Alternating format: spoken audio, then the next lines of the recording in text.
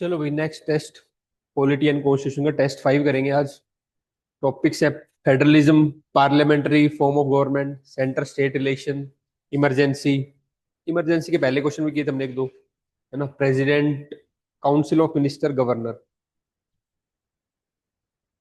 इस बार थोड़ा गवर्नर का देख लेंगे, क्वेश्चन आ सकते हैं ना, गवर्नर वाले को अच्छे से पढ़ेंगे। एक्सप्लेन द सिग्निफिकेंस ऑफ 101 या constitution amendment act. To what extent does it reflect the accommodative spirit of federalism. अब 101 ही अमेंडमेंट पहले हो चुका है, उस टाइम आया था 2016 में, तभी क्वेश्चन आया था, है ना। तो इसको मैं अभी नहीं करवाऊंगा, वो आप एक बार देख लेना। जीएसटी के रिगार्डिंग है, कैसे इसने आपकी सिग्निफिकेंस है ना, कैसे अकोमोडेटिव स्पिरिट ऑफ फेडरलिज्म को बूस्ट किया है, क्या इसमें चैलेंजेस थे, क्या वे फॉरवर्ड है, क्या कुछ बेस्ट प्रैक्टिस है, वो आप प्रैक्टिस कर लेना। अभी इतना रेलिवेंस नहीं लग रहा है इस चीज़ का। ठीक है, अभी नेक्स्ट करते हैं हम। तो फर्स्ट क्वेश्चन आप प्रैक्टिस कर लेना, बाकी मॉडल आंसर देख लेना। सेकंड हम देखते हैं। Indian Constitution exhibits centralizing tendencies to maintain unity and integrity of the nation. Elucidate in the perspective of Epidemic Act 1897, the Disaster Management Act 2005, and the recently passed Farm Acts. ये question करेंगे, 15 marks, 250 words. GST वाला कर लेना, क्योंकि आ चुका है पहले 2-3 बार, है ना। एक बार आइडिया लग जाएगा उस तरीके से। और प्रैक्टिस को कर लेना, मॉडल आंसर देख लेना। ये करते हैं प्रैक्टिस। हालांकि ये भी उस टाइम आया था कोविड के कॉन्टेक्स्ट में, पर कहीं ना कहीं जो ये एक्ट काम आ जाएंगे आपको, कैसे सेंट्रल गवर्नमेंट अपना इन्फ्लुएंस बना के रखती है, उस क्वेश्चन को हेड कर डील करने में, कैसे यूनिटरी टेंडेंसी ज्यादा है ना, उस क्वेश्चन को डील करने में ये पॉइंट्स हेल्प करेंगे। स्टार्ट।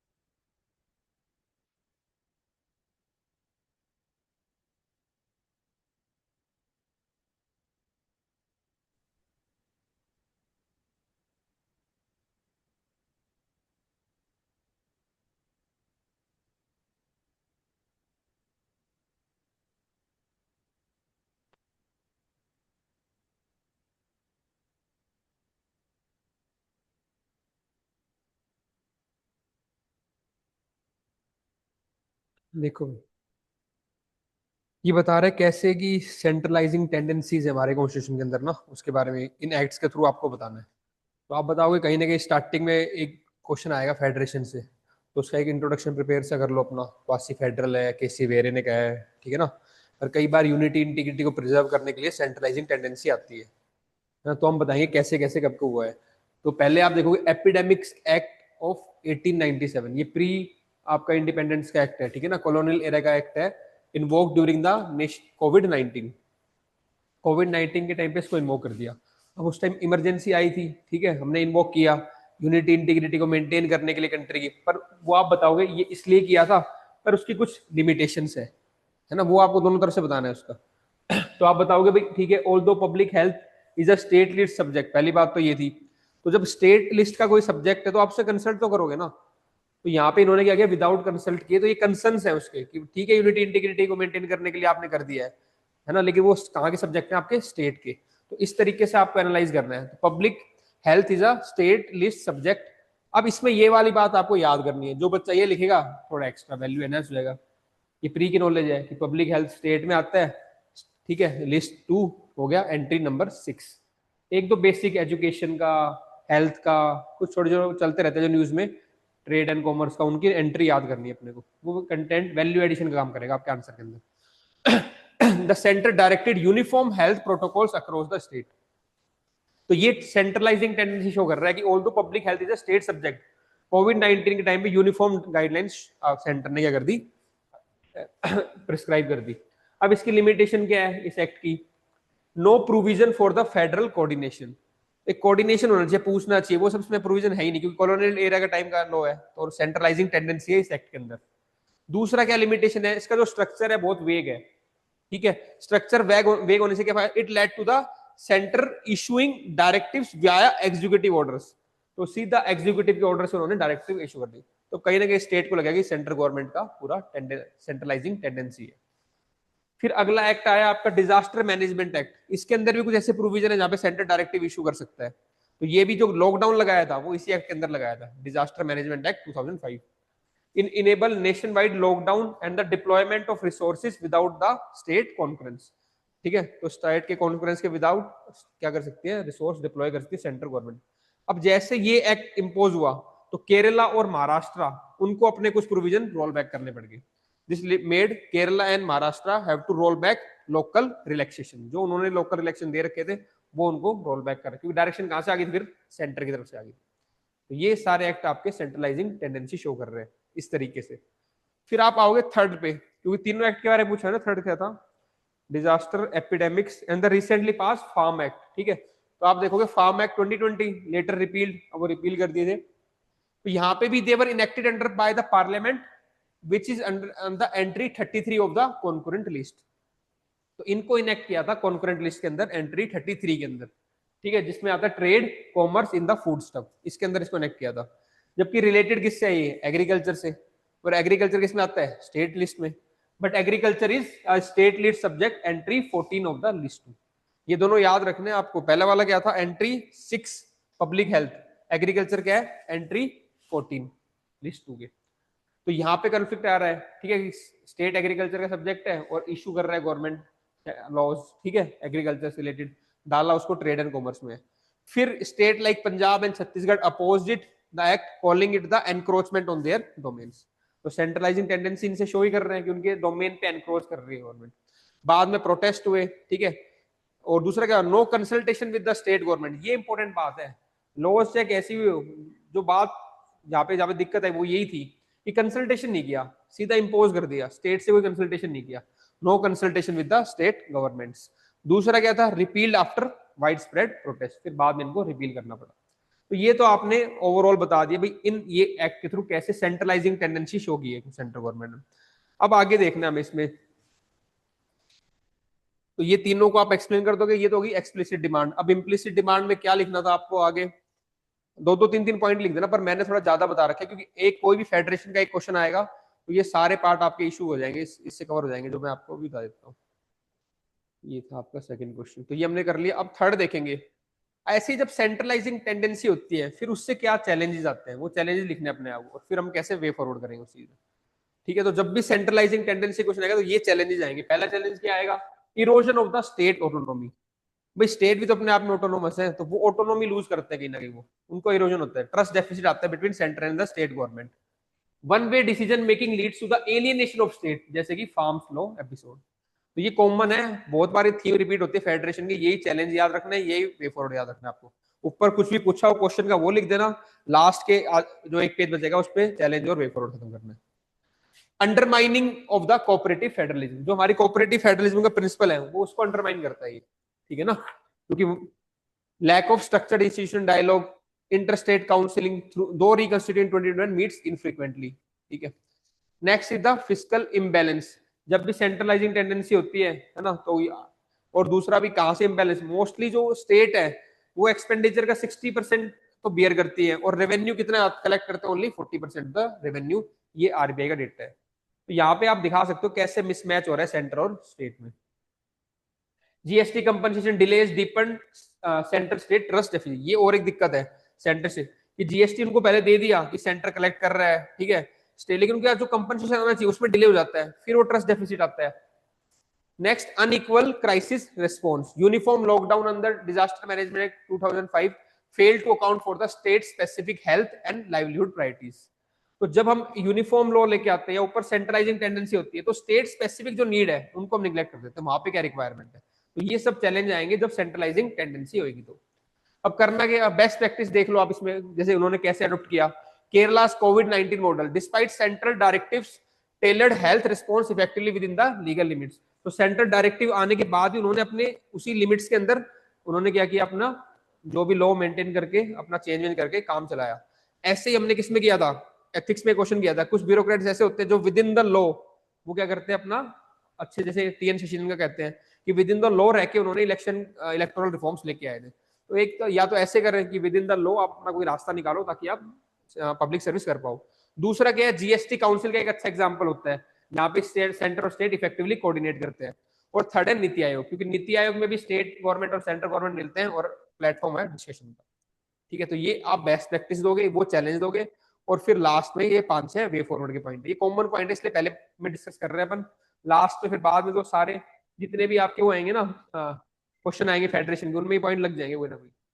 अब देखो करना क्या चाहिए, अगर हमें सेंटर स्टेट को प्रमोट करना है, रिलेशंस को कोऑपरेटिव फेडरलिज्म को लेके आना है, तो strengthen inter state council, article 263। तो स्टेट जो इंटर स्टेट काउंसिल है उसकी मीटिंग फ्रीक्वेंट हो, उसको ऑपरेशनलाइज करो, तो जो भी मुद्दे होंगे वो वहां पे डिस्कस हो जाएंगे आराम से। तो पहला आप लिखोगे strengthen inter state council institutionalise as a permanent forum for the policy coordination. दूसरा क्या है, लेजिस्लेटिव कंसल्टेटिव मैकेनिज्म, ठीक है, make consultation with the state mandatory before legislating on the concurrent list. ये बात है कि जब भी स्टेट लिस्ट तो छोड़ो, स्टेट लिस्ट पे तो करना ही नहीं है, वो तो जब राज्यसभा कहेगी है वैसे ही, लेकिन जब भी कॉन्करेंट लिस्ट पे करते हैं तब भी कम से कम स्टेट से डिस्कस कर लो ताकि वो कॉन्फिडेंस में आ जाए। तो ये आपको पॉजिटिव मेथड बता रहे हैं, लेजिस्लेटिव कंसल्टेशन मैकेनिज्म होना चाहिए। थर्ड क्या होना चाहिए, review of the pre constitution law. तो जो पहले हैं, आजादी से पहले या कॉन्स्टिट्यूशन बनने से पहले जो लॉ है उनको एक बार रिव्यू कर लो आज की कंडीशन के हिसाब से, क्योंकि पहले तो सेंटर से ऑर्डर आता था, सारा को सबको प्रोविंस को मानना पड़ता था। अब हम फेडरेशन एस्टेब्लिश कर रहे हैं, स्टेट्स की ऑटोनॉमी की रिस्पेक्ट कर रहे हैं, तो कहीं ना कहीं जो हमारे प्री कॉन्स्टिट्यूशनल लॉज है उनको रिव्यू करना चाहिए ताकि वो आज की कंडीशन के हिसाब से चेंज हो जाए। फोर्थ है आपका बैलेंस क्राइसिस फ्रेमवर्क, ठीक है, amend disaster management act 2005 to define the roles of the state more clearly during the national emergency. अभी रोल क्लियरली मैंने कहा ना, वेगली स्ट्रक्चर्ड है ना, स्ट्रक्चर पूरा स्केलेटन एक प्रॉपर है, तो प्रॉपर डेफिनेशन होनी चाहिए, प्रॉपर डेजिग्नेशन ऑफ रोल होना चाहिए कि स्टेट गवर्नमेंट ये करेगी, सेंट्रल गवर्नमेंट ये करेगी, यहाँ तक ऑर्डर दे सकती है। तो इन एक्ट को करना है आपको, बैलेंस करना है क्राइसिस फ्रेमवर्क। नहीं तो क्या होता है, इमरजेंसी के नाम पे या क्राइसिस के नाम पे कई बार सेंट्रलाइजिंग टेंडेंसी इंपोज होती है स्टेट गवर्नमेंट के ऊपर, वो थोड़ा कंफ्लिक्ट का इशू बन सकता है। Next is the strengthen fiscal federalism. तो जैसे हमने किया था कि टाइमली डिस्पोजल हो जाए, जो जीएसटी का कंपनसेशन है, जितना वो रेवेन्यू कर रहे हैं उतना ही एक्सपेंडिचर करें। अब एक्सपेंडिचर का बर्डन ज्यादा था, रेवेन्यू कमा रहा था उन स्टेट्स के पास, आरबीआई की रिपोर्ट में जो हमने ऊपर देखा था। तो कहीं ना कहीं ये फिस्कल बैलेंस भी होना जरूरी है, स्ट्रेंथन फिस्कल फेडरलिज्म, ठीक है। Timely release of dues and grants, implement ये स्टेट फाइन सेकंड कौन सी रिकमेंडेशन, सिंसियरली फाइनेंस कमीशन की जो है रिकमेंडेशन को इंप्लीमेंट करना है अपने को, ये वो होगा स्टेट फाइनेंस कमीशन हो गया। तो क्योंकि वो डिवोल्यूशन की बात करेगा पंचायत के लिए, तो उनको भी करो ताकि और हो जाए, ठीक है। फिर है सरकारिया कमीशन और पंची कमीशन। फेडरेशन के अंदर आप सरकारिया की हर एक में डाल सकते हो और पंची की बहुत सारी है। अब सरकारिया कमीशन क्या रिकमेंडेशन जैसे अर्ज respect for the autonomy of states particularly in the state list matter, तो स्टेट लिस्ट मैटर में तो कम से कम उनकी रिस्पेक्ट करो जो है, ठीक है। Recommended prior consultation with the state in the concurrent list, तो स्टेट लिस्ट में तो करनी है रिस्पेक्ट, और जो कॉन्करेंट लिस्ट के सब्जेक्ट है उनमें पहले क्या हो, प्रायर कंसल्टेशन हो। तो ये आप सरकारी कमीशन का, पंची कमीशन क्या कहते हैं, stressed on the consensus building and the federal balance in the centre state relation, तो सेंटर स्टेट रिलेशन में हमेशा क्या होना चाहिए, कंसेंसस होना चाहिए, उसके ऊपर पंची कमीशन ने कहा। और दूसरा क्या है, criticised over centralisation in the emergency provision and the fiscal matter, दो जगह पे, एक तो क्राइसिस सिचुएशन में तब सेंट्रलाइजिंग टेंडेंसी बहुत ज्यादा होती है, और दूसरा फिस्कल मैटर्स में, इनमें कहीं ना कहीं सेंट्रलाइजिंग टेंडेंसी थोड़ी कम होनी चाहिए, ये पंची कमीशन ने कहा। तो अब ये 6-7 पॉइंट हो गए, इनको भी हम यूज कर सकते हैं फेडरेशन वाले क्वेश्चन। आगे काफी क्वेश्चन है, इसलिए मैंने इसको डिटेल में डिस्कस कर दिया आपका, तो ठीक है। Unity in diversity must be backed by the autonomy in governance, तो हमें ठीक है centralising tendency unity in diversity चाहिए, पर गवर्नेंस में ऑटोनॉमी बहुत जरूरी है, वो भी it should be backed by the governance in autonomy in governance, ठीक है। फिर लास्ट में collaborate, centralization during emergency or the national integration is not inherently undemocratic, but it must be not be, it must be tempered with the consultation होना चाहिए, साथ साथ consent होना चाहिए, और capacity of the state, ठीक है, उनकी कैपेसिटी बिल्डिंग हो, उनसे कंसल्टेशन और उनका कंसेंट होना चाहिए, तब जाके वो ठीक रहेगा। Federalism is India must evolve from central command to collaborative consensus, इस तरीके से आप अपना कंक्लूड करोगे। चलो नेक्स्ट देखते हैं।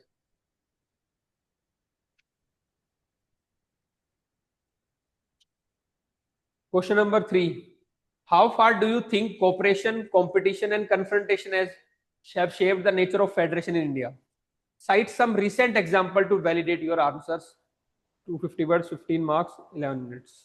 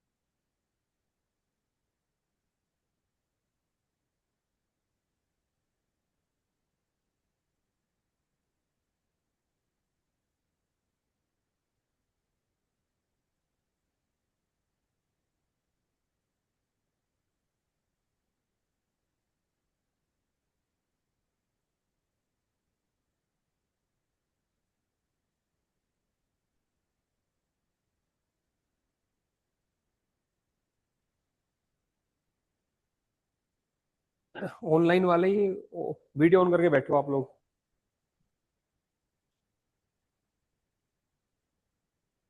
चलो हाँ, देखो भाई कैसे, क्योंकि अगेन ये क्वेश्चन दोबारा भी आ सकता है, या थीम रिपीट हो जाएगी, कहाँ पे कन्फ्रंटेशन हो रहा है, कहाँ पे कोलैबोरेशन हो रहा है, कहाँ पे कंपटीशन हो रहा है, एग्जाम्पल पता होना चाहिए आपको। तो देखो कहाँ कहाँ पे कोऑपरेट कर रहे हैं सेंटर स्टेट या स्टेट्स आपस में, ठीक है। Role of cooperation in shaping Indian federation, एक तो घूम फिर के पहले भी आया था जीएसटी काउंसिल का, वहां पे कोऑपरेशन अच्छा चल रहा है, स्टेट से पूछते हैं सेंटर से पूछते हैं, ठीक है ना। तो पहला आप लिखोगे cooperative federalism via GST council article 279 ए, ये याद कर लो सीधा। कुछ चीजें जो हम क्लास में कर रहे हैं उनको याद करना है, जैसे एंट्री 14 किया था एग्रीकल्चर के लिए, है ना। एंट्री पब्लिक हेल्थ का कितना था 6, और 33 ट्रेड वाला जो था ना, ऐसे कुछ कुछ एंट्री याद होगी। यहाँ पे आर्टिकल 279 ए हो गया जीएसटी काउंसिल का। Centre state jointly decide indirect taxes rates, ठीक है। फिर क्राइसिस रिस्पॉन्स, जब भी कुछ क्राइसिस आता है तब सेंटर और स्टेट कोऑर्डिनेट करते हैं अच्छे से, जैसे कोविड के टाइम पे हो गया, ठीक है। फिर नीति आयोग एक प्लेटफॉर्म है जहां पे दोनों सेंटर और स्टेट मिलती है, ये सारा क्या चल रहा है कोलैबोरेशन वाला पार्ट। तो 5-6 पॉइंट कोलैबोरेशन के लिख लो, इंटर स्टेट काउंसिल से, ठीक है ना। नेक्स्ट इज द कहां पे कंपटीशन है, तो हेल्दी कंपटीशन है आपका, healthy physical and policy competition. अलग अलग स्टेट कंपटीशन किसमें करती है, इन्वेस्टमेंट के लिए, ठीक है। गुजरात समिट हो गया, वाइब्रेंट गुजरात, राइजिंग राजस्थान हो गया, तो इन्वेस्टमेंट के लिए कॉम्पीट करते हैं, ठीक है। Healthy physical and policy competition. फिर परफॉर्मेंस बेस्ड ग्रांट्स, तो जो आपकी 15th फाइनेंस कमीशन है उसने भी क्या किया, परफॉर्मेंस, अलग अलग स्टेट जितना परफॉर्म करेंगे उसके बेस पे ग्रांट, तो ये क्या है एक हेल्दी कंपटीशन का पार्ट हो गया। उसके बाद आपका सोशल सेक्टर में कॉम्पीट करते हैं हेल्थ इंडिकेटर्स में, ठीक है, नीति आयोग के जो इंडेक्स है उसके अंदर, एजुकेशन के अंदर, तो ये सोशल सेक्टर के अंदर कंपटीशन हो गया आपका। School quality, education quality index पर नीति आयोग। फिर डिजिटल गवर्नेंस में इनका कंपटीशन होता है, कौन अच्छी परफॉर्मेंस देगा, कौन अच्छी गवर्नेंस देगा, ठीक है ना। States like Telangana, Andhra Pradesh, Kerala are competing in the digital infrastructure, ये कॉम्पिटिशन हो गया। पहला वाला क्या था कोलैबोरेशन। अब लास्ट वाला है कन्फ्रंटेशन। कन्फ्रंटेशन कहाँ होगी, जहाँ पे सेंटर टेंडेंसी दिखाएगा अपनी सेंट्रलाइजिंग की, ठीक है ना। तो वो जो पहले वाले एग्जाम्पल किए थे कोविड की या क्राइसिस के टाइम पे, जो एक्ट का इंपोजिशन होता है, फार्म लॉज का इंपोजिशन होता है, गवर्नर रूल हो जाता है, ये सारे कहाँ पे आएंगे कन्फ्रंटेशन, वहां पे ये वाले एग्जांपल डालने हैं। Unilateral legislation on the state subject, जैसे फार्म लॉज आए थे आपके। Centre state tension during Covid 19, जो डायरेक्टिव पास किए उन्होंने।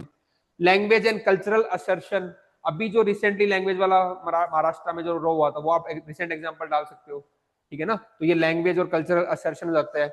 इसमें आप लिख सकते हो it reflects cultural federalism versus central uniformity, ठीक है। तो central uniformity versus cultural federalism का इशू आता है वाला, जब कोई सेंटर लैंग्वेज इंपोज करने की बात करती है। तो तमिल में अपोज हुआ था, अभी महाराष्ट्र में हुआ है, केरला में हुआ है, ठीक है।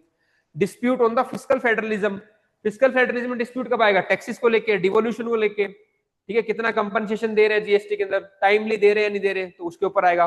कितनी बात मान रहे हैं स्टेट्स की, तो फिजिकल वाला एक एंगल डालना है आपको। उसके बाद गवर्नर का रोल, ठीक है ना, ये सब होंगे कन्फ्रंटेशन के पार्ट। अब इनके चैलेंजेस क्या, challenges in balancing the three dynamic, क्यों नहीं कर सकते, क्योंकि कहीं ना कहीं अनइक्वल पावर डिस्ट्रीब्यूशन है, ठीक है। या unequal power balance, central control over finances, legislation, appointment, skewed cooperative intentions, तो ज्यादातर पावर किसके पास है, सेंटर के पास है, तो वो इतना कोऑपरेशन बन ही नहीं पाता है। पॉलिटिसाइजेशन ऑफ फेडरल इंस्टीट्यूशंस, जैसे गवर्नर ऑफिस वगैरह उनका क्या होता है, पॉलिटिकल यूज होता है। Next is the erosion of physical autonomy, कहीं ना कहीं थोड़ी फिजिकल ऑटोनॉमी भी कमी आफ्टर द जीएसटी, तो ज्यादा पावर कहां पे चली गई, सेंटर के पास। अब वे फॉरवर्ड में क्या करना है, इंस्टीट्यूशनलाइज इंटर गवर्नमेंटल मैकेनिज्म, जो भी इंटर गवर्नमेंटल मैकेनिज्म है, इंटर स्टेट काउंसिल है, जो भी उनको इंस्टीट्यूशनलाइज करो, तरीके से करो, ठीक है। परमानेंट कहा था उसको बनाने के लिए इंटर स्टेट काउंसिल को पिछले रिकमेंडेशन में। रिव्यू करो कॉन्करेंट लिस्ट को, ठीक है। स्ट्रेंथन फिजिकल फेडरलिज्म, जहां फिजिकल फेडरलिज्म में दिक्कत आती है उसको स्ट्रेंथन करना है। Ensure neutrality of governor office, neutral behave करे, ये ध्यान रखना है अपने को। और फिर लास्ट में आपका promote competitive federalism with collaboration. अब ये पैराग्राफ अच्छा है, मैं बताता हूँ कैसे करना है आपको कंक्लूड। और दूसरा इसके बाद और क्या कर सकते हो, सरकारी कमीशन और पंची कमीशन की पहले वाली, ये सब तो गए फॉरवर्ड में। अब कंक्लूजन देखो कितना अच्छा है। कंक्लूजन ये इसलिए अच्छा है कि हमेशा कंक्लूड हमें पॉजिटिव करना है, तो इस कंक्लूजन में हमने कन्फ्रंटेशन को भी पॉजिटिव बना दिया है। ये कह रहा है कि कन्फ्रंटेशन से हमारा फेडरेशन वीक नहीं हुआ है, उससे बल्कि और डिसेंट्रलाइजेशन प्रमोट हुआ है। क्योंकि जब भी हम कन्फ्रंट करते हैं तो कोई ना कोई सुप्रीम कोर्ट का जजमेंट आ जाता है, या कोई ना कोई कुछ निकल के आता है जिससे फर्दर डिवोल्यूशन ऑफ पावर हुआ है। तो आपको ये चीज दिखानी है अपने आंसर के अंदर, ऐसे के अंदर, ये प्रॉब्लम आई थी, इससे ये हुआ, उससे लास्ट में क्या पॉजिटिव निकला है। अब देखो आप, confrontation have not weaken Indian federalism, उसने वीक नहीं किया कन्फ्रंट, सुनने में कन्फ्रंटेशन नेगेटिव लग रहा है, ठीक है ना, लेकिन कंक्लूड हमने पॉजिटिवली करना है। Rather they have force dialogue and led to judicial intervention, उसके कारण कई बार जुडिशियल इंटरवेंशन भी हुआ है और उससे कुछ जजमेंट निकल के आया है जिससे एक फर्दर डिसेंट्रलाइजेशन हुआ है। And strengthen demands for decentralisation, ठीक है। Indian federation evolves both through cooperation and confrontation, तो हमारा इवॉल्व कर रहा है थ्रू बोथ कोऑपरेशन भी and confrontation, and this shows the dynamic nature of federation. अब अगर क्वेश्चन आता है, पहले क्वेश्चन क्या आया था, constitution of India is dynamic, पढ़ा था ना मैं पहले वाले टेस्ट में। अब फेडरलिज्म या federation in India is dynamic, उससे रिलेटेड क्वेश्चन आएगा तो आप क्या करोगे, हाँ भाई डायनामिक है, रिसेंटली हमारे यहाँ पे देखो आप कॉपरेशन हुआ इंडियन फील्ड में, रिसेंटली हमारे यहाँ पे कन्फ्रंटेशन हुआ इंडियन फील्ड में, रिसेंटली हमारे यहाँ पे क्या हुआ है, कोलैबोरेशन हुआ इंडियन फील्ड्स में, फिर भी हमारा फेडरेशन क्या हुआ है, इवॉल्व कर रहा है थ्रू कोलैबोरेशन एंड कन्फ्रंटेशन, और उससे हमारा फर्दर स्ट्रेंथन ही हुआ है, ऐसे कंक्लूड करना है। तो यही कंटेंट आप उसके अंदर यूज कर लोगे, ये फायदा होता है। क्वेश्चन तो थीम से इसे बन जाएगा। अब उसने कॉन्स्टिट्यूशन को डायनेमिक बनाया था, फेडरेशन को डायनेमिक बना देगा किसी के।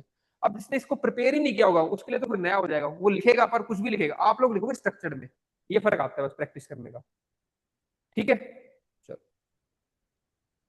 अब ये मैंने भी पहले नहीं पढ़ा था ना, मैंने सोचा था ऐसे फेडरेशन डायनेमिक क्वेश्चन आएगा, लेकिन हम भी, मैं भी आपके साथ इन्वॉल्व हूँ प्रोसेस में, लगातार आप भी इन्वॉल्व हो, तो दिमाग वैसे चलता है यार ये क्वेश्चन आ सकता है डायनेमिक कॉन्स्टिट्यूशन, तो अगली बार फेडरेशन डायनेमिक है, इससे वो क्वेश्चन बन जाएगा और एड्रेस भी हो जाएगा इसी आंसर से। तो अभी हमने दो क्वेश्चन किए फेडरेशन से, इससे लगभग तुम्हारे फेडरेशन वाला पार्ट कवर हो जाएगा। नेक्स्ट, इसलिए अपनी पढ़ाई में इन्वॉल्वमेंट ज्यादा रखो, जितना इन्वॉल्वमेंट रखोगे और कुछ नहीं करोगे, पढ़ाई पढ़ाई करोगे, इन्वॉल्वमेंट करो, अपने आप तुम्हारा दिमाग चलेगा उसी डायरेक्शन में, तो तुम अपने आप एंटिसिपेट करने जाते हो चीजों को कि ऐसे हो सकता है, ऐसे हो सकता है। इन्वॉल्वमेंट ज्यादा रखनी पड़ेगी अंदर। ये क्वेश्चन करते हैं, मान लो दिल्ली वाले इशू पे क्वेश्चन आता है तो ये वाला उस पार्ट को एड्रेस करेगा, 69th अमेंडमेंट एक्ट, ठीक है। चलो, डिस्कस द असेंशियल, अच्छा क्वेश्चन, तो मैं हर एक थीम से एक क्वेश्चन करवा रहा हूँ आपको ताकि वो थीम कवर हो जाए, क्योंकि दिल्ली का न्यूज में रहता है, दिल्ली का हो गया, बाकी यूटी का किसी का आ जाए। Discuss the essential of 69th Constitutional Amendment Act and anomalies, if any, that have led to the recent reported conflicts between the elected representative and the institution of Lieutenant Governor in the administration of Delhi. Do you think this will give rise to a new trend in the functioning of the Indian federal politics?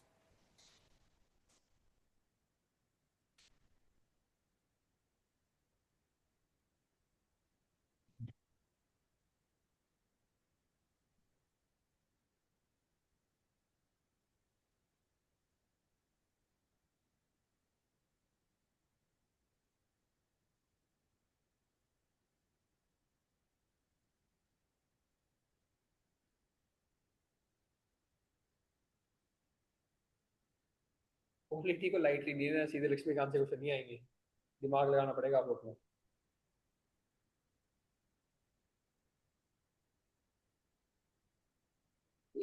अभी paper 2 में number कम आते हैं, हम समझते हैं demand क्या है।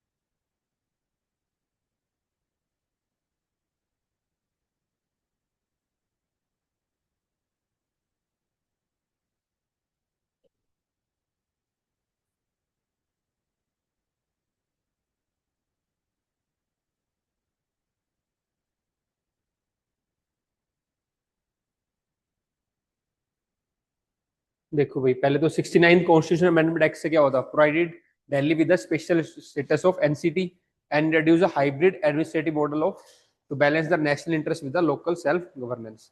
तो क्या असेंशियल फीचर्स थे इसके अमेंडमेंट एक्ट के? Insertion of article 239 AA and 239 AB। ठीक है, इसने क्या किया था, provided Delhi with the legislative assembly और council of minister headed by chief minister.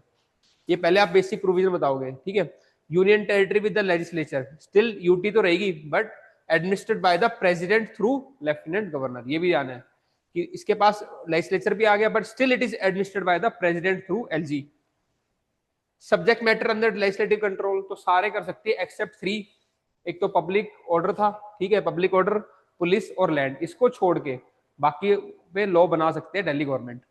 Then role of lieutenant governor, LG वो क्या करेगा, he or she will act on advice of the council of minister, LG to act on the aid and advice of the council of minister except in the matter where, जहां पे वो अपनी description में act करेगा। अब ये सब चीजें डिफाइन नहीं है, ये इशू बनेंगे आगे, ठीक है। Special provision under article 239 AB, it allows the president to suspend legislative powers if constitutional machinery breaks down. तो ये कुछ फीचर्स बनाए थे स्टार्टिंग में जब एक्ट हुआ। अब दिक्कत कहाँ आ रही थी, एनोमलीज कहाँ पे आ रही है, कहाँ पे कंफ्लिक्ट आ रहे हैं, वो बताने आपको। तो पहला देखो, ambiguous division of power, no clear demarcation of discretionary power of LG. अब वो क्लियरली है ही नहीं, ये डिस्क्रिशन में आएगा, ये कंपलसरी में आएगा उसकी, ठीक है ना। वर्सेस द इलेक्टेड गवर्नमेंट, तो डिस्क्रिशनरी पावर ऑफ एलजी और इलेक्टेड गवर्नमेंट की इनकी पावर में कंप्लीट वो नहीं है, आपका क्लैरिटी नहीं है, डिमार्केशन नहीं है। Example, appointment and transfer of bureaucrats become a की पॉइंट ऑफ डिस्प्यूट। तो यहाँ पे मोस्टली कई बार एलजी अपने अंदर ले लेते हैं कि मेरी डिस्क्रिशनरी पावर है, तो वहां पे फिर सेंटर दिल्ली गवर्नमेंट कहती है नहीं ये तो हमारी पावर होती है, क्योंकि हमें मना भी नहीं कर रखा। मना किस किस पे कर रखा था, 3 पे कर रखा था ना, पब्लिक ऑर्डर पे, पुलिस पे और लैंड पे, तो वो तो इसमें आता नहीं है, तो ये इशू बन जाते हैं। Administrative paralysis during the LG discretion, lieutenant governor referred routine files to the president. अब प्रेसिडेंट को रेफर तो करना था, ठीक है, लेकिन ये रूटीन फाइल करते हैं, फिर वहां पे एडमिनिस्ट्रेटिव डिले हो जाते हैं, ठीक है। Blocking the decision making by the elected council, ये देखा गया था काफी जो स्टैंड अप हुआ था during the tenure of Najeeb Jung and later Anil Baijal. Conflict over the control of services, services को लेके बहुत कंट्रोल का दिक्कत आती है इनकी, ठीक है। Delhi government argued for the control over civil services, ठीक है, क्योंकि वो एक्सक्लूडेड नहीं है आर्टिकल 239A के अंदर, क्योंकि एक्सक्लूडेड क्या था, पब्लिक ऑर्डर, पुलिस और लैंड, ये था नहीं, फिर भी इनको कई बार गवर्नर कहते हैं मेरे डिस्क्रिप्शन के अंदर है, तो वहां पे इशू आता है। फिर होम मिनिस्ट्री ने मना कर दिया था, इसको नहीं दिया अपना। फिर देखो इसके आगे अगला क्वेश्चन यही था ना कि आने वाले टाइम पे फेडरेशन पे क्या रेमिफिकेशन होंगे हमारे फेडरल स्ट्रक्चर पे। तो ये जो दिल्ली का मॉडल है, कई बार ये सेंट्रल गवर्नमेंट कोर्ट करती है, इसको साइड करती है for the control of the higher control in the UTs of Chandigarh and the Jammu and Kashmir. Delhi semi-statehood model is being cited to justify greater central control in the other UTs like Jammu Kashmir and Chandigarh। तो वहां भी ये model site हो सकेगा, ठीक है। और क्या होगा, पॉलिटिकल पार्टीशनशिप एक्सरबेटिंग कंफ्लिक्ट, ठीक है, जब सेंटर की और यूटी की गवर्नमेंट अलग अलग होती है तब वहां पे ज्यादा कंफ्लिक्ट हो जाता है, ठीक है। थर्ड, यूज ऑफ गवर्नर या lieutenant governor as a political tool, ज्यादा गवर्नर का पॉलिटिकल टूल की तरह यूज होना स्टार्ट हो जाता है। और ये अगर जब सेंटर दिल्ली में करता है सेंटर, तो यही फॉर सेम टेंडेंसी बाकी स्टेट के साथ भी कई बार अप्लाई करते हैं, जो देखा गया तमिलनाडु में, वेस्ट बंगाल और पंजाब में। तो ये नए फेडरेशन शेप लेगा इस जो आपका कन्फ्रंटेशन है उसके थ्रू। जुडिशलाइजेशन ऑफ फेडरलिज्म, अब उसके बाद कई बार क्या होता है, फिर बार बार ये देखा गया कोर्ट को इंटरवीन करना पड़ता है, फिर जब कोर्ट इंटरवीन करेगा फिर वो फेडरेशन, फिर वो डिले होते हैं, फिर कहीं ना कहीं कोर्ट का इंटरफेरेंस बढ़ जाता है। Increasing trend across India where LGs और governors act in partisan way, ठीक हो गया, courts becoming frequent arbiters in centre state या फिर lieutenant governor conflicts, raises concern on the governance delay. एक तो गवर्नेंस डिले होती है, दूसरा क्या होता है, एक रिस्पेक्ट भी होती है, ठीक है ना, एंड इंस्टीट्यूशनल रिस्पेक्ट। अब जुडिशरी को आना पड़ रहा है, वो मना कर रहा है, फिर अच्छा ही लगता है, किसी की एक पर्टिकुलर सेंटर को या तो डाउन करेगा वो एसटी, यूटी को डाउन करेगा, फिर वो रिस्पेक्ट के फर्क पड़ जाता है, ठीक है। अब चैलेंजेस क्या है and structural issues, hybrid structure lack accountability clarity, confuses responsibility of citizen towards elected representative versus lieutenant governor. अब इलेक्ट तो किया है सिटीजन ने उसको, डिसीजन कई बार गवर्नर लेता है, तो ये कंफ्यूज जाते हैं इनके, है ना, सिटीजन के लिए दिक्कत है, क्योंकि इलेक्टेड रिप्रेजेंटेटिव तो अकाउंटेबल हो ही नहीं पा रहे उससे। फिर weak institutional mechanism for the coordination, कोई सेंट्रल कोई जो आपका चीफ मिनिस्टर है और जो लेफ्टिनेंट गवर्नर, उनके कंसल्टेशन के फॉर्मल मैकेनिज्म ही नहीं है जहां पे कंसल्ट करके सोल्व कर सके इसको, ठीक है। No formal dispute resolution platform for between Delhi between LG and CM, absence of legislative clarity, no definition of aid and advice and discretion under article 239AA। ये दिल्ली वाला इशू कवर है भाई, ये प्रोविजन थे ये इसमें एनोमलीज थी, ये स्ट्रक्चरल चैलेंज है, और ये करना चाहिए आपको। ऐसे फिर दिल्ली वाला आप कवर करोगे अपना इशू। अब करना क्या चाहिए, क्लियर रोल डिलिनेशन हो बाय पार्लियामेंट, ठीक है, and enact legislation defining discretionary versus mandatory consultation power. कौन सी डिस्क्रिशनरी पावर है गवर्नर की, कौन सी मैंडेटरी है। empower the elected government to retain control over the service and the local governance within the constitutional boundary। जो दिल्ली की elected government है उसके पास control होना चाहिए सर्विसेज का और आपका जो लोकल गवर्नेंस है उसका within the constitutional boundaries. उसके बाद कोडिफाई करो लेफ्टिनेंट गवर्नर और सीएम के रिलेशनशिप को। स्ट्रेंथन करो cooperative federalism through different council, centre state council हो, है ना, इंटर स्टेट काउंसिल हो, या सेंटर यूटी काउंसिल, उनके थ्रू स्ट्रेंथन करो, फॉर्मलाइज करो इसको। इससे कोऑपरेटिव फेडरलिज्म बढ़ेगा। और respect for the electorate, electoral mandate, honour the principle of people will through their representative, क्योंकि दिल्ली में क्या है, इलेक्टेड लेजिस्लेचर है, उसका रिस्पेक्ट करना है। अब लास्ट में देखो आप कंक्लूजन कैसे करना है। The 69th amendment act was a progressive attempt to democratise Delhi's governance, but constitutional ambiguity, क्योंकि एम्बिग्यूस था ना ऊपर स्टार्टिंग में provision, and central overreach have led to the persistent friction. तो जो आपने ऊपर लिखा है उसको बस समराइज कर रहे हो आप कि कॉन्स्टिट्यूशन एम्बिग्यूटीज के कारण और सेंटर के ओवररीच के कारण यहाँ पे क्या हो रहा है, परसिस्टेंट फ्रिक्शन होते हैं। पर उसमें क्या होता है, फिर जुडिशियल इंटरवीन करती है। Recent judicial pronouncement have tilted the balance towards the cooperative federalism. फिर जुडिशियल इंटरवेंशन से क्या हो रहा है, कोऑपरेटिव फेडरलिज्म मेंटेन है, yet the evolving center UT dynamics in Delhi could reshape the discourse on the federalism in India, especially as a political and administrative battle continues। और ये जो बैटल चल रहा है अभी तक, ये आने वाले टाइम में हमारे इंडिया में फेडरेशन को भी शेप करेगा, तो कहीं ना कहीं वो सेंट्रल टेंडेंसी फिर स्टेट्स पे भी अप्लाई होती है। जो आपने क्वेश्चन पूछा था, जो आपने लिखा है, उसी को आपने समराइज किया इस तरह कंक्लूजन।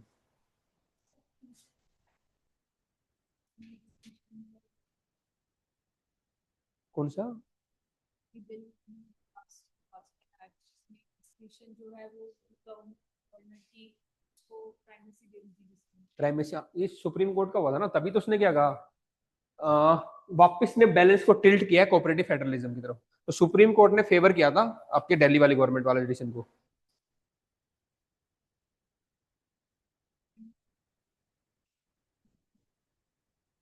तो फिर वो कंफ्लिक्ट वाले में आएगा ना, चैलेंज वाले में आएगा, जहाँ पे उसको रिसेंट वाले में ऐड कर देना, जो भी होगा ना तो उसको ऐड कर देना। और कई बार क्या होता है, कुछ इशू रिजोल्व जाते हैं तो उनको भी आप रिजोल्व वाले में डाल सकते हो, पर कुछ इशू फिर भी मेंटेन रहते हैं। तो एक दो चलते रहेंगे, तो जो रिजोल्व हो गए उनको ऊपर वाले में डाल देना जहाँ पे कोलैबोरेशन है, और बाकी जो चैलेंज वाले में डाल देना कन्फ्रंटेशन वाले को, ऐसे होगा। तो अब इसमें भी यही हो रहा है, अब भी ये कह रहा है डायनामिक ये रिलेशन, फिर चेंज हो रहा है, फिर हो रहा है, फिर कोर्ट इंटरवीन करेगा, वही चलता रहेगा, वो रिशेप करेगा आने वाले टाइम को। उसके लिए हमने परमानेंट सोल्यूशन कुछ बताएंगे, ऐसे करो, एक डेलिब्रेशन को।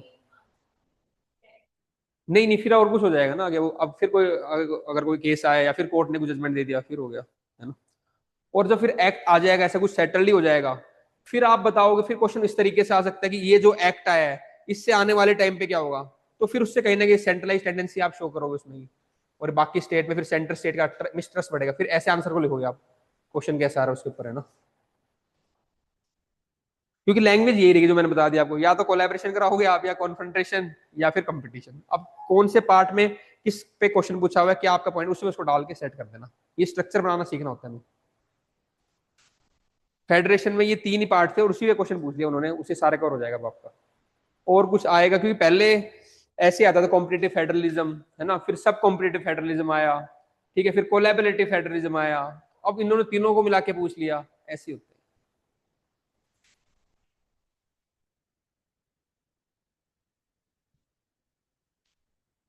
ये नहीं कर रहे, government of India act lay down the federal constitution, federation के फीचर्स होंगे वो सिंपल है ही, आप कर लेना, ठीक है।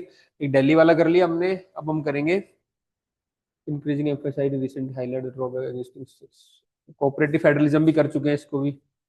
Do you think constitution does not, ये करेंगे सेपरेशन ऑफ पावर वाला। Question number 7, do you think that the constitution of India does not accept the principle of strict separation of power, rather it is based on the principle of check and balance, explain. 250 words 15 marks.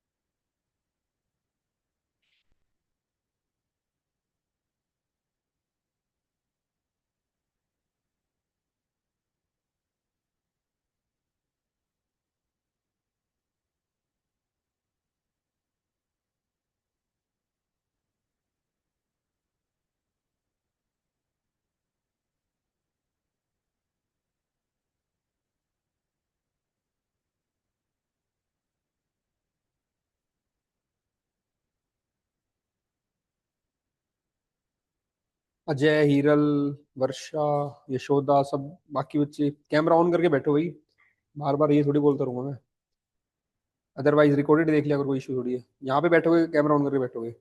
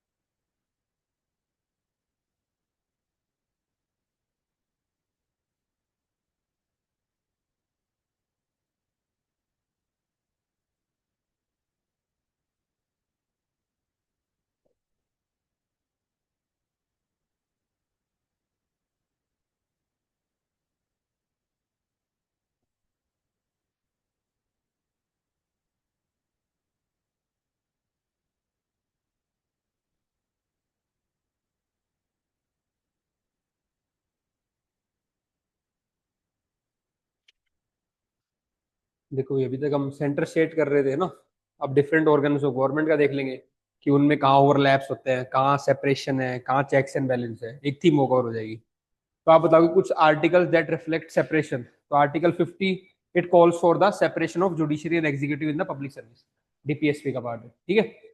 फिर article 121 and 211 ये क्या कहते हैं, legislature can not discuss the conduct of जजेस। तो जो भी legislature के अंदर आप जजेस का कंडक्ट डिस्कस नहीं कर सकते, ये सेपरेशन की बात है, ठीक है ना।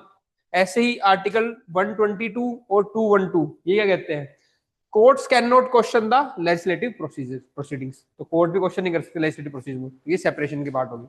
पर कई जगह पे ओवरलैप भी देखा गया है। आर्टिकल 53 और 74 एग्जीक्यूटिव पावर किसमें बेस्ट करके, प्रेसिडेंट में, ठीक है। पर प्रैक्टिकली कौन करता है उसको, एग्जीक्यूट काउंसिल ऑफ मिनिस्टर, ठीक है, but exercise through council of minister. Article 142 क्या होता है, कहते हैं सुप्रीम कोर्ट डिग्री पास कर सकता है, ठीक है ना, जुडिशरी में pass order for the complete justice को करने के लिए। तो आर्टिकल 142 में काफी पास किए, ठीक है ना। देन आर्टिकल 356 जहां पे क्या हो रहा है, आपका जो सेंटर का लेजिस्लेचर है, एग्जीक्यूटिव है, वो क्या कर रहा है, स्टेट के लेजिस्लेचर को आपका सस्पेंड कर रहा है, ठीक है। Legislature of the states can be suspended by the executive during the present rule. ये सब शो कर रहे हैं ओवरलैप के आपके आर्टिकल्स। फिर आपको बताना है इलस्ट्रेशन एग्जांपल्स के थ्रू, ठीक है। Illustration of check and balance, क्योंकि हमारा प्रीडोमिनेंटली क्या है, सेपरेशन कम है, चेक्स एंड बैलेंस ज्यादा है हमारा। एक जो टिल्ट है वो ज्यादा चेक्स एंड बैलेंस की तरफ है। तो उसके आप एग्जांपल बताओगे किन किन डोमेन्स में और कैसे कैसे हम चेक्स एंड बैलेंस करते हैं। तो पहला आप देखो, judiciary checking the executive and legislature, दोनों को चेक करता है, ठीक है। एग्जीक्यूटिव को तो बाय ऑर्डर्स करके, ठीक है। जुडिशियल रिव्यू आता है। उसके बाद क्या होता है, सुप्रीम कोर्ट कई बार क्या होता है, जो भी लॉ बनाए उसको स्ट्राइक डाउन कर देता है, कॉन्स्टिट्यूशन मोरालिटी का साइड करके, बेसिक स्ट्रक्चर को साइड करके, है ना। जैसे अभी फार्म लॉज को भी उन्होंने सस्पेंड कर दिया था, स्ट्राइक डाउन कर दिया था, ठीक है। फार्म लॉ को वापस कर लिया। बाकी ये नेशनल जुडिशियल जो एक्ट था उसको कर दिया था इन्होंने। तो सुप्रीम कोर्ट भी क्या कर देता है, स्ट्राइक डाउन कर देता है लॉज को। Legislature checking the executive, legislature कहां कहां पे एग्जीक्यूटिव चेक करते हैं, बजट अप्रूवल पे करते हैं एक तो, ठीक है। फिर एक आपकी पार्लियामेंट अकाउंट कमेटी होती है, वहां पे भी करते हैं। क्वेश्चन आर में क्वेश्चन करते हैं लेजिस्लेचर एग्जीक्यूटिव को। तो यहाँ पे क्या है, चेक्स एंड बैलेंस है। तो जो भी आपने पॉलिटी में बेसिक उतने जितने एग्जाम्पल लिखोगे उतना आपकी नॉलेज को रिफ्लेक्ट करना है। यहाँ पे सेंटेंस नहीं बनाने, उतना में चल जाएगा, समझ में आ जाएगा। बजट अप्रूवल में, ठीक है, पार्लियामेंट अकाउंट कमेटी हो गया और क्वेश्चन आर हो गया। फिर executive checking the legislative and judiciary, ठीक है, ऑर्डिनेंस के थ्रू। देन फेडरल चेक्स होते हैं, सेंटर स्टेट के जो डायनामिक्स, कई बार क्या होते हैं, स्टेट गवर्नमेंट भी सुप्रीम कोर्ट में चैलेंज करती है सेंटर के लोगों को, इन सबको, ठीक है। तो सेंटर स्टेट के जो डायनामिक्स है वो भी चेक्स एंड बैलेंस पे डिपेंड करते हैं। और लास्ट के आपके इंस्टीट्यूशनल चेक्स, इवन जो इंस्टीट्यूशन है, एनएचआरसी हो गया, सीएजी हो गया, इलेक्शन, वो भी क्या करते हैं, चेक्स एंड बैलेंस।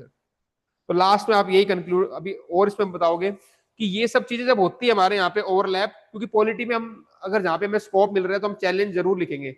अब इतना सब कुछ हो रहा है तो क्या चैलेंज आएगा भाई, जुडिशियल ओवररीच हो जाएगी कई बार, है ना। ये सब चीज देखना पड़ेगा। कई बार ऑर्डिनेंस ज्यादा हो जाते हैं तो वो एग्जीक्यूटिव डोमेन किस पे, लेजिस्लेटिव के डोमेन पे ज्यादा कर लेते हैं कई बार, है ना। ये सब चीजें हमें देखनी पड़ेगी। कौन सा क्वेश्चन था, 7। अब देखो चैलेंज में क्या आएगा, ये तो हमने सारे डिस्कस कर लिए क्या थे। चैलेंज जुडिशियल ओवररीच हो जाती है कई बार, ठीक है। Executive control over the legislature, ठीक है। कोलिजम वर्सेस एग्जीक्यूटिव टसल हो जाता है। एनजेएसी में court struck down the legislation aim to reforming judicial appointments. और फिर अब करना क्या चाहिए, balance through dialogue, judicial restraint होना चाहिए और स्ट्रेंथन पार्लियामेंट्री ओवरसाइट। ये सब हम चलो। तो अगर स्पेस लास्ट में थोड़ा बचता है तो उसमें आप चैलेंजेस लिखोगे, इससे क्या चैलेंज होंगे और क्या वे फॉरवर्ड है। बाकी वो तीनों को तो डिफाइन करना ही था जो हमने पहले किया था कि कैसे, कहाँ सेपरेशन है, कहाँ ओवरलैप है, और फिर इलस्ट्रेशन, वो मेन डिमांड थी। ज्यादा प्रीडोमिनेंस शो करना था ओवरलैप को। Question number 8, from the resolution of contentious issue regarding distribution of legislative power by the courts, principle of federal supremacy and harmonious construction have emerged. Explain.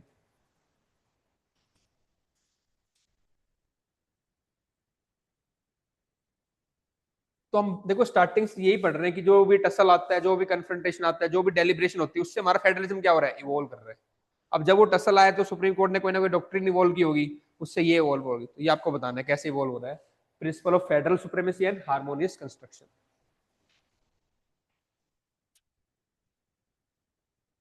अब इनको भी आप use कर सकते हो कि कैसे वो कहेगा कि हमारा डायनामिक इवॉल्विंग है, तो आप ये बताओगे जैसे जैसे ओवर द टाइम हो रहा है तो ऐसी ऐसी डॉक्ट्रिन भी इवॉल्व हुई है जो एक हार्मोनियस बैलेंस बना के रखती है। तो क्वेश्चंस को भी आप अपने आंसर में यूज कर सकते हो, जो क्वेश्चन की लाइन है इन्हीं को ढंग से बार बार पढ़ लो। ये कंटेंट बहुत मतलब हाई क्वालिटी कंटेंट है, यूपीएससी के क्वेश्चन और उनके आंसर।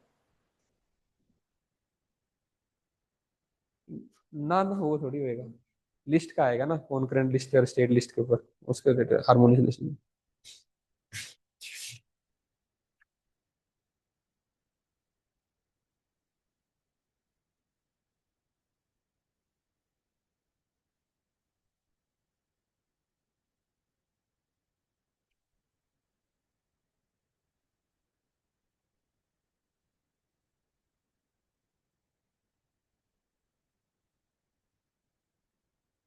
मतलब सेंटर और स्टेट के दोनों लॉ एक साथ प्रिवेल कर सकते हैं हार्मोनियस, ऐसे कन्फ्लिक्ट नहीं होंगे ऐसे लो से।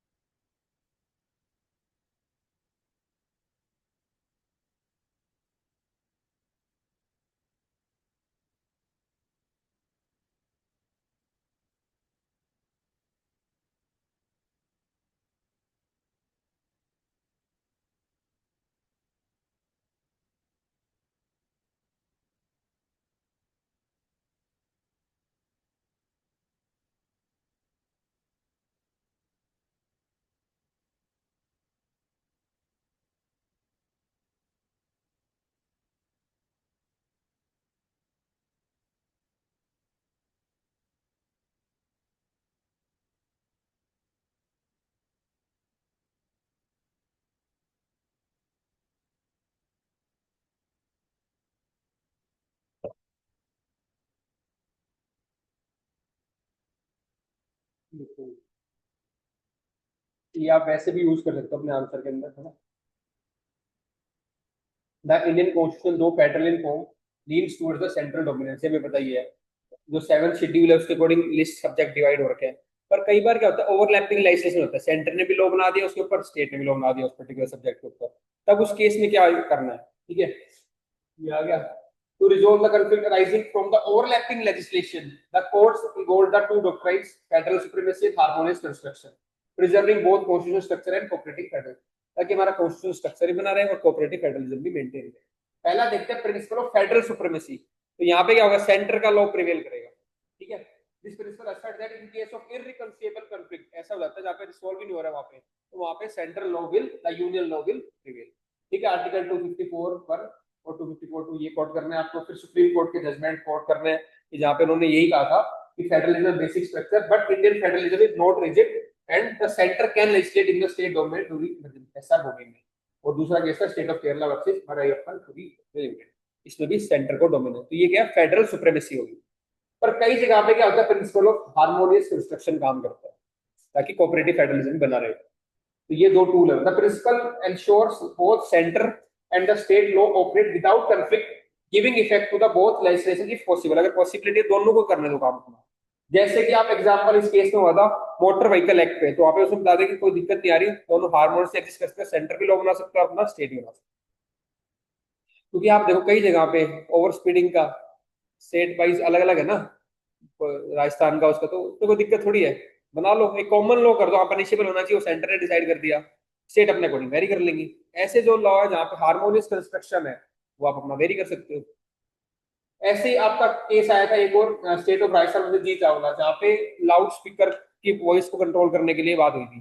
तो सेंटर के डोमेन में आता है वायरलेस कम्युनिकेशन, ठीक है, जबकि पब्लिक हेल्थ किस में आता है, स्टेट के डोमेन में, है ना।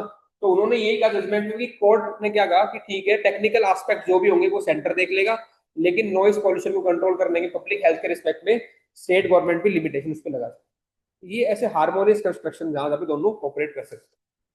The court applied harmonious construction and held that while the center governs the technical aspect of wireless communication, the state can regulate noise pollution by for the public health purposes. The doctrine of harmonious construction reflects the judicial craftsmanship. अब judicial craftsmanship से question आ जाए तो भी दोनों use कर लेना, ठीक है। In maintaining the constitutional balance it preserve the intent. अब ये इंपॉर्टेंट लाइन है, इससे क्या इम्पैक्ट, क्या क्या प्रिवेंटिंग लेजिस्लेटिव पैरालिसिस, ये तो लॉ वहां पे अटक जाता, सारा टसल होता, तो लेजिस्लेटिव पैरालिसिस को रोकने के लिए काम आती है। Respecting the autonomy of both centre and state, दोनों की ऑटोनॉमी को रिस्पेक्ट किया गया। And ensuring that overlapping jurisdiction are interpreted in a complementary not contradictory manner, जो ओवरलैप जहां पे हो रहा है वो कॉम्प्लीमेंट्री मैनर में इंटरप्रेट हो, ना कि आपका कंफ्लिक्टिंग या कॉन्ट्रैक्ट। फिर इससे क्या लिमिटेशन है और कैसे पेपर, ठीक है। एक क्वेश्चन और करते हैं लास्ट आज का।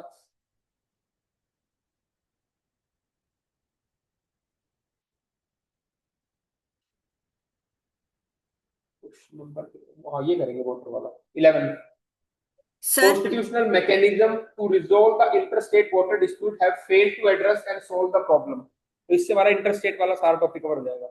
Is the failure due to structural or process inadequacy or both? Discuss 150 words, sir 10 marks, 7 minutes।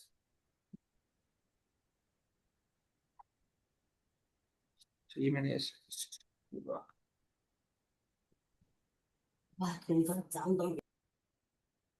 Sir एक क्वेश्चन है। लास्ट क्वेश्चन में आवाज आ गई थी आपको, मैंने विदाउट माइक डिस्कस किया था। हाँ जी ठीक है, अब बताओ। सर, जो लास्ट क्वेश्चन था उसमें वो जो हारमोनियस कंस्ट्रक्शन का अरे ये बाद पार्ट। में पूछ लेना, अभी तो टाइम का है, साथ ये क्वेश्चन छूट जाएगा, बाद में पूछ लेना, करो काम पहले एक बार, अब थोड़ी पूछ।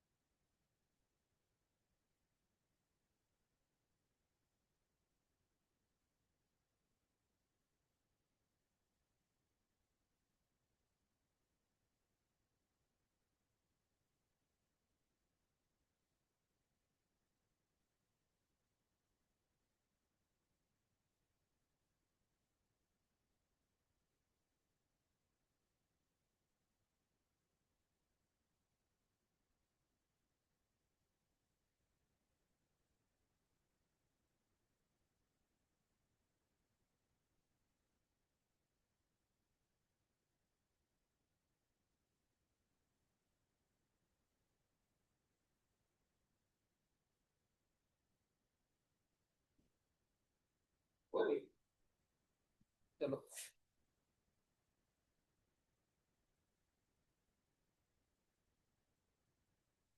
हाँ, 10th 11th का देखो, इसमें ये क्वेश्चन इंपॉर्टेंट है, आ जाता है बार बार। हाँ, और चल भी रहा है, तो इसको हम देख लेंगे। तो इसमें पहले आप बताओ जो कौन सी एंट्री में है क्या है, तो ये सब बातें लिखनी पड़ेगी आपको। मॉडल आंसर देखिए एक बार, देख लेना इसको, ठीक है। फिर कॉन्स्टिट्यूशन लीगल फ्रेमवर्क क्या है, आर्टिकल 262 क्लोज क्या कहता है कि पार्लियामेंट बाय लॉ, ठीक है, by law provide for the adjudication interstate. फिर पार्लियामेंट एक्सक्लूड कर सकता है सुप्रीम कोर्ट का जुरिडिक्शन इसके ऊपर, क्लोज 2 ये कहता है, ठीक है। Interstate river dispute water act आया, एंट्री 56 आया, ठीक है। क्वेश्चन ये था कि इसका स्ट्रक्चर दिक्कत कर रहा है, इसका प्रोसेस दिक्कत कर रहा है, तो आप दोनों में बताओगे, ठीक है ना। तो स्ट्रक्चर के कारण कैसे इनएडिक्वेसीज है वो देखो एग्जिस्टिंग मैकेनिज्म में, कि डिलेड कॉन्स्टिट्यूशन ऑफ ट्राइबल, कि ट्राइबल बनाने में बहुत टाइम लगा देते हैं, तो ये स्ट्रक्चर अगर फिक्स होगा इस टाइम में बननी चाहिए तो ठीक हो जाएगा। तो ये किसका फ्लो है, स्ट्रक्चरल फ्लो है। दूसरा क्या है, मल्टीप्लिसिटी ऑफ ट्राइब्यूनल्स है, ठीक है। थर्ड क्या है, एब्सेंस ऑफ परमानेंट इंस्टीट्यूशन, कोई परमानेंट इंस्टीट्यूशन नहीं है, ये सारे किसके फ्लो है, आपके स्ट्रक्चर के। फिर पुअर इंटरस्टेट कोऑर्डिनेशन, आपस में कोऑर्डिनेशन नहीं है, limited role of central water commission, और कई बार पॉलिटिसाइजेशन हो जाता है इशू का, ठीक है। ये सारे क्या है, स्ट्रक्चरल फ्लो। और दूसरा फ्रेगमेंटेड जुरिडिक्शन। अब प्रोसेस रिलेटेड क्या दिक्कत आ रही है आपकी, इनऑर्डिनेट डिले, बना दिया आपने सब ठीक है, पर वो डिले इतना लंबा हो रहा है, ठीक है। Non binding nature of the interim order, जो इंटरिम ऑर्डर आते हैं उसको फिर मानते नहीं, रिगार्ड ही नहीं करते ये। Third, lack of enforcement mechanism, कोई प्यूनिटिव नहीं है, अगर ऑर्डर आ भी गया तो उसको एनफोर्स कैसे करेंगे, ये सब क्या है, प्रोसेस रिलेटेड इनएडिक्वेसीज है। Exclusion of supreme court jurisdiction. फिर करना क्या, बेस्ट वाटर देखो, प्रैक्टिस देखो, कावेरी वाटर मैनेजमेंट अथॉरिटी एक बनाई थी, तो कावेरी वाला लगभग सेटल था, तो वो आप एग्जांपल यूज कर सकते हो, कावेरी वाटर मैनेजमेंट अथॉरिटी, ठीक है। फिर negotiated agreements, river basin organise, international best practice, आप मेकोंग का ले सकते हो, ये हम बेस्ट प्रैक्टिस एक दो लिख दे रहा इंटर वाटर डिस्प्यूट के अंदर। लास्ट में फिर way forward, strengthen ISRWD act through amendment, interstate river water dispute act amendment bill, उसमें अमेंडमेंट करें, ठीक है। एस्टेब्लिश करें river basin authority, interstate council for water issues, technology का यूज करें, भाई कितना डेटा जा रहा है, कितना पानी किसमें चाहिए, इकोलॉजिकल फ्लो छोड़ने के बाद कितना बचता है, ये सब बातें हमें टेक्निकल इशू पे भी ध्यान रखना पड़ेगा, ऐसे रैंडम एलोकेट नहीं कर सकते हम, ठीक है ना। ये सब लिखा हुआ है कि deploy sensor, GIS, hydrological data sharing platform for transparent compliance, codify water use rights and prioritise, कहां प्रायोरिटाइज करना है, कितना पानी छोड़ना है, include ecological flow needs, minimum water assurance and disaster consideration. इस तरीके से हम इंटर वाटर डिस्प्यूट को रिजोल्व कर सकते हैं, ठीक है। आज इतना ही करते हैं, कल करेंगे टेस्ट नंबर 6। कर लो शाबाश। प्रेरणा आप मैसेज कर देना मेरे को क्या क्वेश्चन है, कर लेंगे।